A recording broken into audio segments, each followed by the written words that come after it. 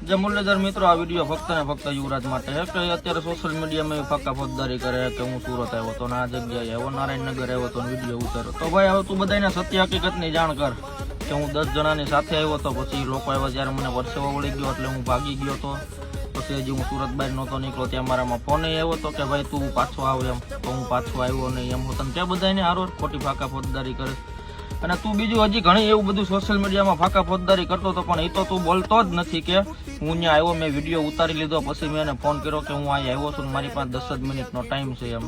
તો મારા ભાઈ જે બાંધવા આવ્યું હોય કે જે મળવા આવ્યું હોય ને, 500 કિલોમીટર જે વ્યક્તિ કાપીને, એ 5 મિનિટ હાટુથી ઊભો ન રહે, 5 કલાક કદાચ ઊભું રહેવાનું થયું ને તો એ મને બાંધીને જ જાય કે મળીને જ જાય. એટલે મને મળવા આવ્યો હોય તો તું કેમ ઊભો ન રહ્યો, પેલા તું એ મને કહે. અને તું એમ કહેશો કે ભૂમિ તાહીર આવ્યો નહીં, તો તને મેં કેટલા ફોન કરેલા, આ સ્ક્રીનશોટ મેં એકવાર તું જોઈ લે બટા, તને મેં કેટલા ફોન કર્યા હતા, છતાંય આપણે આવ્યા નથી. ખબર ને, સુરત ની અંદર હતા તો એમ કહેતા હતા કે ભાઈ આમ છે ને ફલાણું છે ને મારે મહેમાન આવ્યા. તો તું મળવા આવ્યો તો 500 કિલોમીટર થી વિડીયો બનાવવા આવ્યો હતો, એટલે બાયલા જેવી ફાકા ફોજદારી કરવાનું તારું રહેવા દે. અને અમે આવ્યો એટલે તું ભાગી ગયો તો, યાદ છે ને કે ભૂલી ગયો?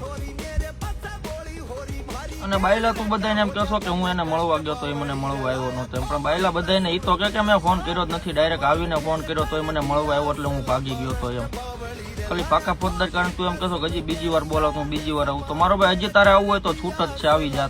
મારું લોકેશન તારી પાસે હતું કે આ જગ્યાએ હે એમ. તું આવો બધો મરદનો દીકરો હોય તો મારા લોકેશન ઉપર ન આવ્યો હોત. અને બીજી વાત કરે કે નારાયણનગર, તો બાયલા તો વિડીયો ઉતારીને સીન નાખવો આવ્યો તો, બીજું કઈ હતું નહીં. ત્યાં મારા ફોન નો ઉપાડ્યા. તું સુરત ની અંદર હતો ને મેં તને ફોન કરીને એમ કીધું તું કઈ જગ્યાએ છો, ત્યાં હું આવું. એટલે તેમ કીધું કે મારી મહેમાન આવ્યા છે, હું તમને હમણાં 10 ભાઈ જે 500 કિલોમીટર થી મળવા આવ્યો માણસ 10 મિનિટમાં ઉયો ન જાય, એટલામાં તું સમજી જા હું તને હું કહેવા માંગુ છું. તું 400 કિલોમીટર 500 કિલોમીટર આગળથી આવ્યો તો ત્યાંથી તું 10 મિનિટ ઉભો રહીને વિડીયો ઉતારીને ઉયો ગયો, અને ખ્યાલ જ હશે, બરોબર છે?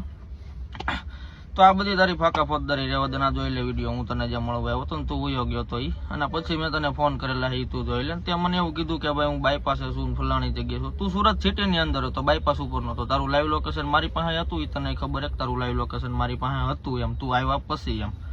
તો એ મને એવું કીધું કે ભાઈ હું બાયપાસ ઉપર છું, સુરત ની બહાર નીકળી ગયો. તો એ તું સુરત સિટી ની બહાર હજી નીકળ્યો તો, વેલંજા રોડ ઉપર હતો. ત્યાં મને એવું કીધું કે હું નીકળી ગયો. મેં તને એવું કીધું કે ભાઈ તું ન્યા ઉભો રહે, હું તને ન્યા મળવા આવું. તો તે ન્યા મળવાની મને ના પાડી. પછી તે એવું કીધું કે તમે હવે રાજકોટ આવજો એમ. એટલે મેં તને રસ્તામાં એવો ઓપ્શન આપ્યો કે કાંઈ વાંધો નહીં, તું ચાલુ ગાડીઓ છો, તું ઓન વે રે, અમે તને રસ્તામાં મળી લઈ, તું કે ન્યા મળી લઈ. પછી તને 2-3 જગ્યા હોતને આપી હતી કે અહીંથી રાજકોટ તારે બસો થાય ને અહીંથી અમારી રાજકોટ બસો થાય, હાલ તો તું આયા આપણે અત્યારે જ મળી લઈએ એમ. તે શું કીધું કે ભાઈ હવે મારા ભાઈને પૂછવું પડશે એમ. તો બાયલા કે ભાઈ હવે મારા ભાઈને પૂછવું પડશે એમ. તો બાયલા તારા ભાઈને પૂછવું પડે એમ હોય તો તું મળવા શું કામ આવ્યો એમ?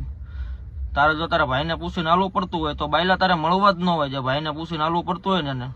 એટલે એટલામાં સમજી જા મારા દીકરા, બિચારા તો તને કઈ નથી કેવું. અને તું કાંઈક હા શરૂઆતમાં વિડીયોમાં તું કાંઈક એવું કહેતો હોય તો કે ઓરિજિનલ ગરાસિયો હોય તો આવી જા. તો મેં તને ક્યાં વિડીયોમાં એવું કીધું તું ઓરિજિનલ ગરાસિયો નથી એમ? અને એ બધી મુદ્દાની મારે ચર્ચા નથી કરી, નકર તને ખબર તું બિયારણ કોનું છો. એટલે એ વિડીયોનું મારે સોશિયલ મીડિયામાં સ્પષ્ટતા નથી કરી. હવે તું સમજી ગયો હું તને શું કહેવા માંગુ છું એમ, ક્યાંથી બાયોડેટા કાઢ્યો ને શું. જેના ભાઈને પૂછવું પડતું હોય, જેને ઘરેથી રજા ન મળતી હોય, એવા બાયલા તમારે અવાય જ નહીં રૂબરૂ.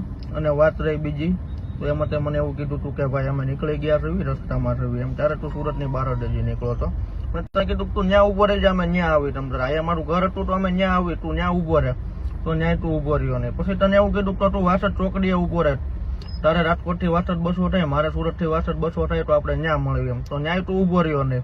એટલે બાયલા ફાકા ફોજદારી તારી બંધ કરી દે ને. હજી તારે મળવું હોય તો રૂબરૂ આવી જાય ને, ફોન કરીને આવજે. તમે વાસદ ચોકડી ભેગા થઈ જાય, એને 200 રાજકોટ થાય ને અમારે 200 સુરત થાય એમ.